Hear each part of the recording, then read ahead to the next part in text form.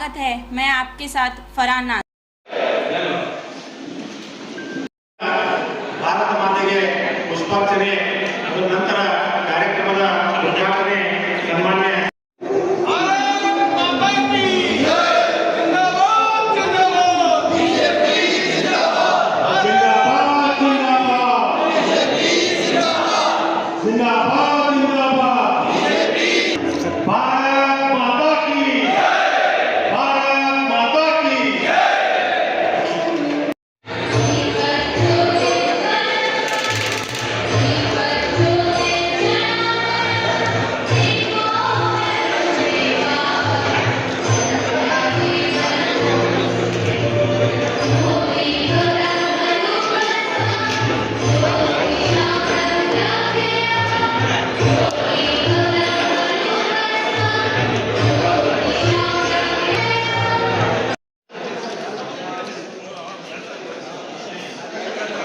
ಈಗ ನಡೆದಿರ್ತಕ್ಕಂಥ 2023 ವಿಧಾನಸಭಾ ಚುನಾವಣೆಯ ಈ ಒಂದು ಸಂದರ್ಭದಲ್ಲಿ 8 ವಿಧಾನಸಭಾ ಕ್ಷೇತ್ರದಿಂದ ಎಲ್ಲ ಪದಾಧಿಕಾರಿಗಳು 8 ವಿಧಾನಸಭೆಯಿಂದ ಆಗಮಿಸಿರ್ತಕ್ಕಂಥ ಎಲ್ಲ ಗೌರವಾನ್ವಿತ ಪದಾಧಿಕಾರಿಗಳು ಜಿಲ್ಲೆಯ ಚುನಾವಣಾ ನಿರ್ವಹಣಾ ಸಮಿತಿಯಲ್ಲಿ ಇರತಕ್ಕಂಥ ಎಲ್ಲ ಗೌರವಾನ್ವಿತ ಪದಾಧಿಕಾರಿಗಳು ನಮ್ಮೆಲ್ಲರಿಗೂ ಕೂಡ ಒಂದು ಹೃದಯದ ಸ್ವಾಗತ ಸುಸ್ವಾಗತವನ್ನು ಬಯಸ್ತಾ, ಆತ್ಮೀಯರೇ, ಚುನಾವಣೆ ನಡೆದಿರ್ತಕ್ಕಂಥ ಈ ಒಂದು ಸಂದರ್ಭದಲ್ಲಿ ನಾವು ಪ್ರತಿಯೊಬ್ಬ ಕಾರ್ಯಕರ್ತರು ಪಕ್ಷ ನಮ್ಮನ್ನು ಗುರುತಿಸಿ ಅನೇಕ ವಿವಿಧ ಕ್ಷೇತ್ರಗಳಲ್ಲಿ ಜವಾಬ್ದಾರಿಯನ್ನು ಕೊಟ್ಟಿರ್ತಕ್ಕಂಥದ್ದು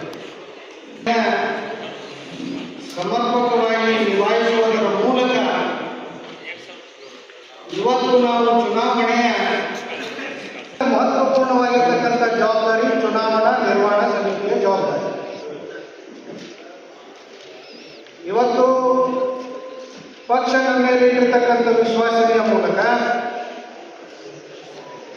ವೇದಿಕೆ ಮೇಲೆ ಇರತಕ್ಕಂಥ ಮುಖಂಡರ ಮೇಲೆ ಇರತಕ್ಕಂಥ ವಿಶ್ವಾಸನೆಯ ಮೂಲಕ ಇವತ್ತು ನಾವು ಚುನಾವಣೆ ನಿರ್ವಹಣಾ ಸಮಿತಿಯಲ್ಲಿ ಜವಾಬ್ದಾರಿಯನ್ನು ತೆಗೆದುಕೊಂಡು ನಮ್ಮ ಕಾರ್ಯವನ್ನು ವ್ಯಾಪಿಸುವುದಕ್ಕೋಸ್ಕರ ರಾಜ್ಯದಿಂದ ಬಂದಿರತಕ್ಕಂಥ ಹಲವಾರು ಸೂಚನೆಗಳನ್ನು ಅವಲೋಕಿಸಿಕೊಂಡು ನಮ್ಮ ಕ್ಷೇತ್ರದಲ್ಲಿ ನಾವು ಕಾರ್ಯನಿರ್ವಹಿಸಬೇಕಾಗಿರ್ತಕ್ಕಂಥ ಜವಾಬ್ದಾರಿಗೋಸ್ಕರ ಈ ಒಂದು ಮಹತ್ವಪೂರ್ಣವಾಗಿರ್ತಕ್ಕಂಥ ಕಾರ್ಯಕ್ರಮವನ್ನು ನಾವು ಇಲ್ಲಿ ಏರ್ಪಡಿಸಿರ್ತಕ್ಕಂಥದ್ದು. ಈಗಾಗಲೇ ಈ ಒಂದು ವ್ಯವಸ್ಥೆಯನ್ನು ರಾಜ್ಯದಲ್ಲಿ ಜಿಲ್ಲೆಯಲ್ಲಿ ನಿಯೋಜಿತಗೊಂಡಿರ್ತಕ್ಕಂಥ ಎಲ್ಲ ಅನೇಕ ಪದಾಧಿಕಾರಿಗಳು ಹೋಗಿ ಆ ಕಾರ್ಯಾಗಾರದಲ್ಲಿ ಭಾಗವಹಿಸಿ ಬಂದಿರತಕ್ಕಂಥದ್ದು. ಇವತ್ತು ಈ ಕಾರ್ಯಾಗಾರದ ವೇದಿಕೆಯ ಮುಖೇನ ನಮ್ಮ ಜಿಲ್ಲೆಯ ಜಿಲ್ಲಾಧ್ಯಕ್ಷರು ಆಗಮಿಸದೇ ಇರತಕ್ಕಂಥ ಸಂದರ್ಭದಲ್ಲಿ ನಮ್ಮ ಜಿಲ್ಲೆಯ 200 ಉಪಾಧ್ಯಕ್ಷರಾಗಿರ್ತಕ್ಕಂಥ ಆತ್ಮೀಯರಾಗಿರ್ತಕ್ಕಂಥ ಪ್ರಭುಗೌಡ ಅಶ್ಗಿ ಅವರನ್ನು ಈ ಕಾರ್ಯಾಗಾರದ ಘನ ಅಧ್ಯಕ್ಷರು ವಹಿಸಿಕೊಳ್ಳಬೇಕು. ಅವರನ್ನು ತುಂಬ ಹೃದಯದ ಸ್ವಾಗತವನ್ನು ಬಯಸಬೇಕು. ವಿಧಾನ ಪರಿಷತ್ತಿನ ಸದಸ್ಯರು ಹನುಮಂತಣ್ಣ ನಿರಾಣಿ ಅವರನ್ನು ಕೂಡ ತುಂಬ ಹೃದಯದ ಸ್ವಾಗತವನ್ನು ಬಯಸಬೇಕು. ಮತ್ತು ಈ ವೇದಿಕೆ ಮೇಲೆ ಉಪಸ್ಥಿತರಿರ್ತಕ್ಕಂಥ ಹಿರಿಯರು, ಮಾಜಿ ವಿಧಾನ ಪರಿಷತ್ತಿನ ಸದಸ್ಯರಾಗಿರ್ತಕ್ಕಂಥ ನಾರಾಯಣ ಸಾಹೇಬ್ ಬಾಂಡ್ಲೆ ಸಾಹೇಬರನ್ನು ಕೂಡ ತುಂಬ ಹೃದಯದ ಸ್ವಾಗತವನ್ನು ಬಯಸ್ತಾ ಇದ್ದೀವಿ. ಇನ್ನೋರ್ವ ಮಾಜಿ ಸಚಿವರು, ಅತ್ಯಂತ ಸರಳ ಸಜ್ಜನಿಕೆಗೆ ಹೆಸರಾಗಿರ್ತಕ್ಕಂಥ ಅಪ್ಪಾಸಾಹೇಬ್ ಪಟ್ಟಣ್ ಶೆಟ್ಟಿಯವರನ್ನು ಕೂಡ ತುಂಬ ಹೃದಯದ ಸ್ವಾಗತವನ್ನು ಬಯಸ್ತಾ ಇದ್ದೀವಿ. ನಮಗೆಲ್ಲ ಮಾರ್ಗದರ್ಶಕರು ವಿಭಾಗದ ಜವಾಬ್ದಾರಿಯನ್ನು ಹೊತ್ತು ಹಗಲಿರುಳು ಸದಾ ಪಕ್ಷದ ಕ್ರಿಯಾ ಚಟುವಟಿಕೆಯಲ್ಲಿ ತಮ್ಮನ್ನು ತಾವು ತೊಡಗಿಸಿಕೊಂಡಿರ್ತಕ್ಕಂಥ ಹಿರಿಯರಾಗಿರ್ತಕ್ಕಂಥ ಚಂದ್ರಶೇಖರ ಕೌಟಿಯವರನ್ನು ಕೂಡ ತುಂಬ ಹೃದಯದ ಸ್ವಾಗತ ಮಾಡಿಕೊಳ್ತೀವಿ. ಅದರ ಜೊತೆಗೆ ನಮ್ಮ ಆತ್ಮೀಯರು ಸೋದರರಾಗಿರ್ತಕ್ಕಂಥ ರಾಜ್ಯ ಕೂಡ ತುಂಬ ಹೃದಯದ ಸ್ವಾಗತ ಮಾಡಿಕೊಳ್ತೀವಿ. ನಮ್ಮ ಜಿಲ್ಲೆಯ